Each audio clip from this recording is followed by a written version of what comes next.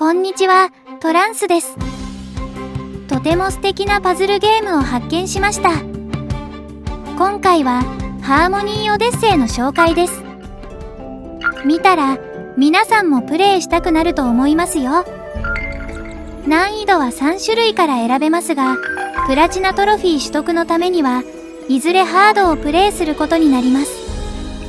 ですが、まずはノーマルからプレイした方が楽しめます。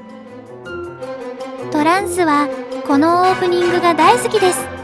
何度見ても飽きません。キャラクター、色使い、カメラワーク、そして音楽が画面にとてもよく似合っています。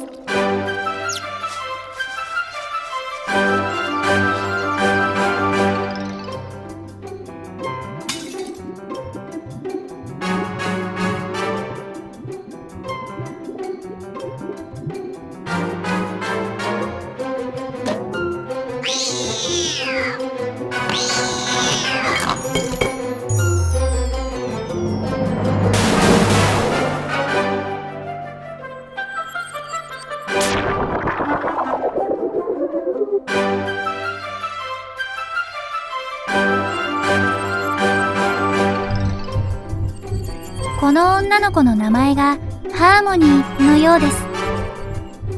日本の魔法少女とは印象が違いますが、とても魅力的なキャラクターだと思います。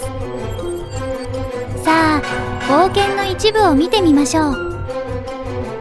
いろいろなジャンルのパズルゲームが散りばめられています。難易度を初めからハードにしてしまうと苦しいステージがあります。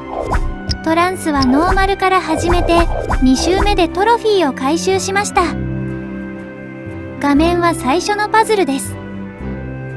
まずはとても簡単なパズルから始まるので安心です。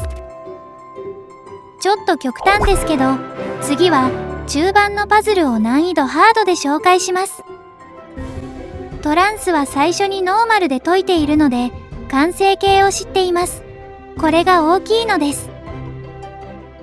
でも実際に解いてみたら意外と時間がかかりました。歯ごたえのあるパズルゲームですよ。さて、ここで質問です。画面の完成形は何を表していると思いますか？答えはこの動画で教えてくれます。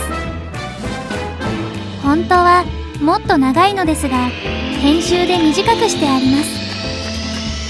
皆さんは実際にプレイして全ての動画を見てくださいね。答えは空港でした。素敵でしょ？トランスは昔旅したエアーズロックの空港を思い出しました。さて、パズルの中には間違い探しがあります。画面は序盤に出てくる間違い探しを難易度イージーでプレイしています。これ意外と難しいんです。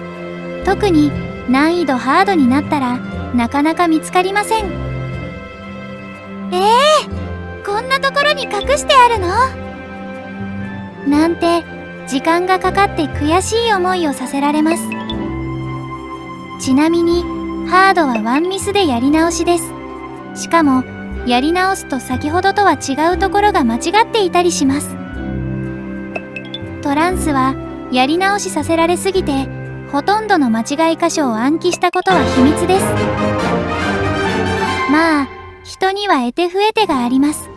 トランスは間違い探しに向いていませんでした。トランスの動画を見ている皆さんの中にはアクションが苦手な人もいますよね。でもこの画面を見ていると安心できるのではないでしょうか。実は難易度ハードの中にはとても難しいステージがあります。ですがトロフィーに関係なかったり、来週トランスが攻略したりしていますので心配しなくても大丈夫です。そしてトランスは終盤に出てくるこの音楽が一番好きです。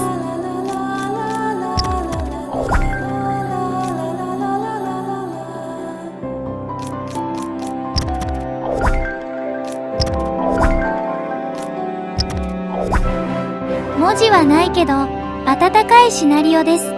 その雰囲気を感じ取ってもらえるかもしれません。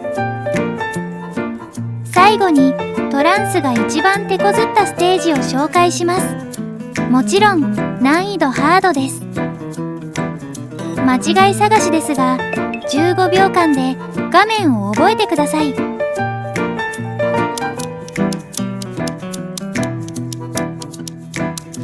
ゃんと覚えましたか？ 3、2、1。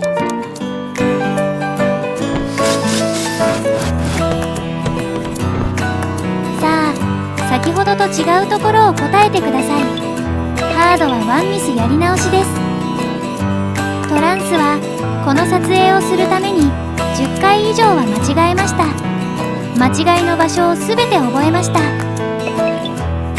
先ほども言いましたが、歯ごたえのあるパズルゲームです。しかし、なんとかなります。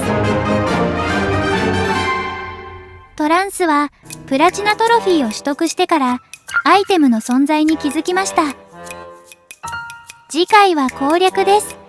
また来週お会いしましょう。